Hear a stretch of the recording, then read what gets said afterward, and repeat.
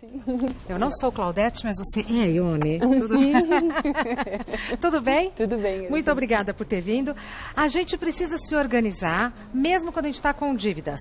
Sem dúvida. Quem está com dívidas tem o que fazer? Tem um caminho a trilhar para sair dessa situação, Ione? Sim, tem. O consumidor, primeiro ele tem direitos, né? É importante que a pessoa que está endividada saiba que ela tem direitos para renegociar suas dívidas. E antes que ela comece a fazer isso, o primeiro exercício é fazer uma organização do orçamento doméstico para saber o quanto você vai poder utilizar, destinar para fazer o pagamento da dívida, né? Dos problemas que a gente identifica lá no IDEC é que muitos consumidores, às vezes, eles assumem um acordo proposto por um banco ou por uma financeira e ele não dá conta. Então, ele vai pagar 1, 2 parcelas e volta para uma situação já mais agravada, uma nova dívida. Entendi. Bom, nós temos perguntas, porque mais do que a gente falar é responder as perguntas das pessoas. Vamos ver a primeira delas. Vamos lá.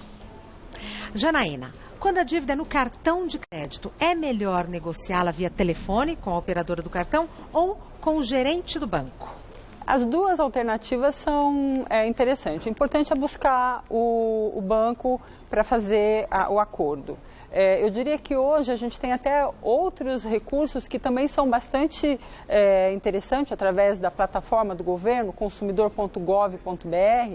Às vezes o consumidor entra nessa plataforma e faz a sua proposta do quanto ele tem de disponível para pagar. E essa proposta vai ser encaminhada ao banco e, num determinado prazo de dias, 3 a 5 dias, o banco vai se manifestar apresentando se vai acatar ou não a proposta dele. Então, é uma alternativa que eu entendo que, às vezes, falar por telefone não fica registrado. Falar com o gerente não fica registrado. E quando você entra por essa plataforma, você tem como acompanhar. Consumidor.gov.br. Então, na sua avaliação, é uma possibilidade muito interessante. Sem dúvida. A pessoa pode fazer sozinha e fica registrado. Exatamente. E depois eles respondem, então? Sim, respondem. Os bancos, os grandes... Hoje, dentro dessa plataforma, que está vinculada à Secretaria Nacional do Consumidor, todas as grandes empresas e instituições financeiras são conveniadas, estão parceiras desse projeto, dessa plataforma. Perfeito.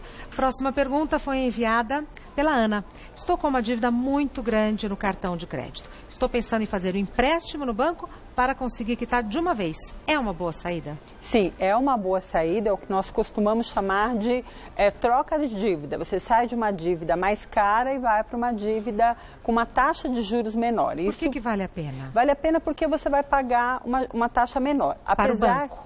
Para o banco, exatamente. Ao invés do cartão de crédito. Isso, não, porque a operadora do cartão, ela está vinculada ao sistema. Então, você renegociar, de certa forma, você está falando com o sistema bancário do mesmo jeito. Pois então, é que a possibilidade de trocar a dívida, ela é boa, mas desde que haja muita disciplina. Porque senão você contraiu uma dívida, você está pagando esse cartão através dessa dívida e está com o cartão disponível. Aí começa a utilizar o cartão de novo. Então, essa alternativa ela é boa quando há muita disciplina sobre isso. Não voltar a usar o cartão. Exatamente, mas existe a própria possibilidade também de parcelamento do próprio cartão.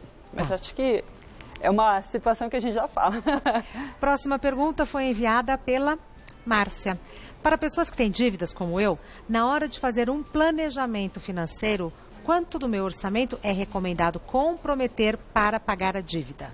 Então, não existe uma porcentagem estabelecida por lei, por norma. Existe uma convenção que assume que até 35% é o percentual que você deve comprometer com o pagamento de dívidas, né? Lembrando que você tem que pensar sempre que na composição da sua renda vai ter ali os custos de alimentação, transporte, moradia. Então, você não pode exceder nesse comprometimento, porque senão você vai ter um desencontro, um descontrole no pagamento dessas contas. Tá, mas isso é uma convenção, cada caso é um caso. Cada caso é um caso. Pode ter situação que o consumidor se sinta mais confortável em assumir um risco maior para sair mais rapidamente da dívida. Tá. Então, mas sempre dentro de um planejamento, com acompanhamento regular das contas para saber se, ok, esse caminho que eu escolhi de comprometer 35% está sendo satisfatório.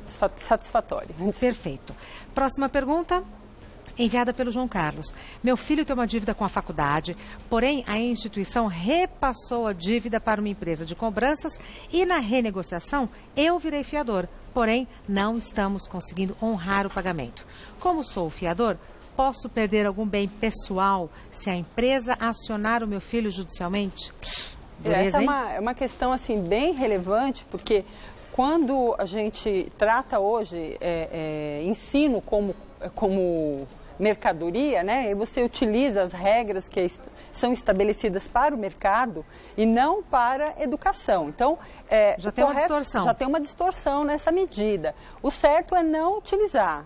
O consumidor que foi avalista, ele não corre o risco de perder bens, porque as instituições elas vão negativar, ela vai impedir que esse aluno renove a matrícula, mas ela não pode se apropriar, por exemplo, de imóveis ou de veículos, porque esse tipo de bem ele só pode ser retomado pelo financiador se ele foi dado em garantia, caso contrário, não. Então, como sou o fiador, posso perder algum bem pessoal? Não. Não, o bem pessoal não, mas ele vai ser acionado judicialmente. Infelizmente, há um questionamento ainda muito grande, porque não se pode tratar a educação como um produto. Então, essas regras, na verdade, acabam comprometendo a qualidade, né? Mas o país atravessa aí uma crise muito grande, perde-se o emprego, não tem condição de pagar as parcelas e acaba caindo nessa situação. Processo. O que sobra, às vezes, de alternativa é que esta família possa, de repente, negociar com a escola e até fazer esse pagamento através da prestação de serviço. Enfim, entrar num acordo com a escola e buscar alternativas que possibilitem o pagamento da dívida. Tá bom. Próxima pergunta foi enviada pela Neuza. Fiz uma compra parcelada numa grande loja e já paguei faz tempo. Mesmo assim, estão me cobrando. Enviam cartas de cobrança e ameaçando negativar o meu nome. Eles podem fazer isso? Não. Isso é tão desagradável, né, Ione? É muito ruim, porque se você já cumpriu com o seu compromisso financeiro, então não faz sentido a empresa continuar te cobrando. Então, e ameaçando, né? E ameaçando. A ameaça pode até gerar um dano moral, porque essa pessoa pode ser prejudicada no seu cadastro financeiro por ter o seu nome incluído em cadastros indevidamente. Então, nesse caso, é importante que o consumidor levante, se ele tiver o comprovante da quitação, e faça um comunicado oficial por escrito para esta empresa de que ele será acionado se ele continuar recebendo o tipo de cobrança. E se ele não tiver o documento de que quitou? Porque ela falou, olha, faz tempo que ela já pagou.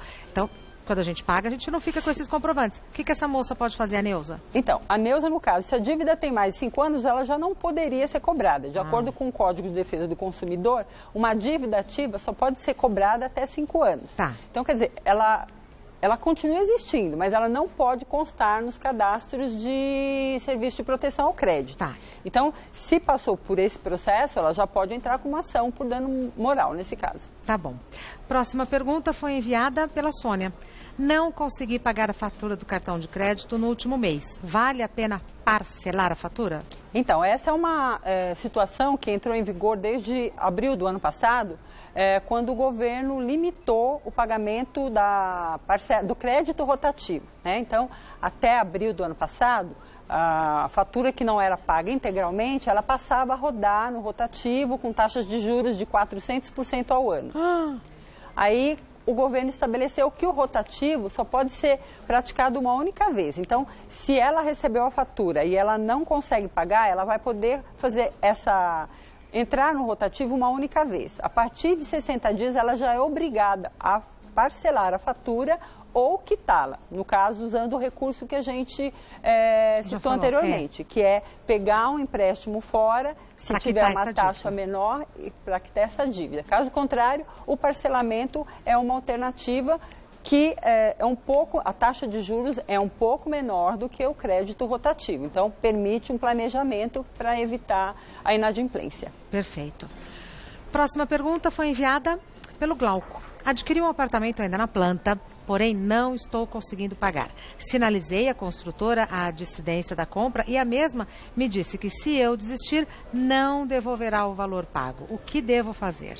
Nesse caso, ele deve entrar com uma ação judicial. Não pode, a construtora não pode fazer isso. Não pode. No caso, como ele disse que ele adquiriu a planta ainda, o apartamento ainda na planta, então Como não foi entregue as chaves ainda, é considerado um distrato. Está previsto, sim, judicialmente, o direito de devolução do valor pago.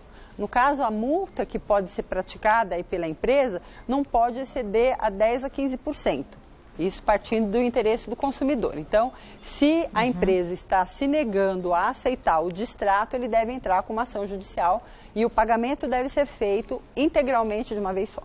Olha só. E já de imediato, porque ainda existem construtoras que acham que não, só vai entregar lá na frente. Não, a devolução deve ser imediata. Numa parcela só. Numa parcela só. Próxima pergunta foi enviada pelo Mauro. Financei meu carro, já paguei mais das metades das parcelas, mas tem algumas parcelas em atraso. Posso perder o carro? Infelizmente pode. Essa questão da inadimplência, né, nós tivemos aí contratos feitos em 60 meses, até 100 meses, e o fato de deixar a parcela sem pagar, o banco pode sim fazer a retomada, porque o financiamento de veículo, ele considera a alienação, ou seja, o próprio bem, ele é dado em garantia. Então, por mais que o consumidor tenha efetuado 90% das parcelas e deixou esse saldo, ele pode ter o carro, inclusive a busca e a apreensão, ela pode ser acelerada, porque houve todo um processo para desburocratizar esse processo e isso pode acontecer muito rapidamente. Então, o consumidor, ele percebeu que não vai ter condição de pagar as parcelas, ele toma crédito em outro lugar, pega para fazer o pagamento ou procura a concessionária, o Senão banco. Perde o carro. Senão ele perde o carro. Isso acontece. Infelizmente, é muito triste você ver uma pessoa que pagou 90% e perdeu por poucas parcelas. É muito triste. Ione Amorim, adorei te receber aqui. Volte Obrigada. Muitas vezes, porque esse assunto dá pano para manga, né? Ah, sim. Nossa, muito infelizmente, mas dá pano para manga. Ione Amorim é economista e ela faz parte do IDEC, que tem um site www.idec.org.br. Lembrando que quem tem dívidas, você tem um site muito interessante que é consumidor.gov.br. A Ione está no idec.org.br. Renegociar é sempre uma boa alternativa, né? Uma boa alternativa. Parceirinha Ione, muito obrigada. Obrigada, viu?